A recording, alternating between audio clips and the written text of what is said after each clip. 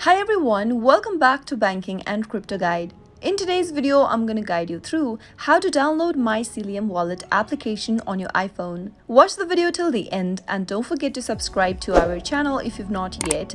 Press the notification bell so that you'll never miss another upcoming upload from us. Now let's get started. First, go and tap open your app store from your iPhone. And now, tap on the search button at the bottom right. In the search box at the top, type in Mycelium and perform your search. Once you find the application that says Mycelium Bitcoin Wallet, tap on the download button right next to the app and wait for the application to be downloaded on your mobile device. The download process is quite quick. Soon after the application is downloaded, you should see an open button.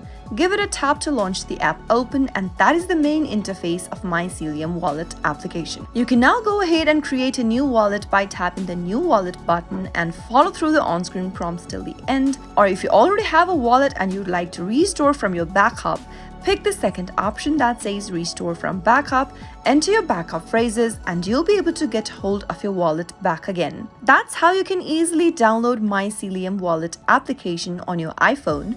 I hope you found the video to be helpful. If it was, go ahead and give us a thumbs up. I'll be back soon with more videos like this. Thank you for watching.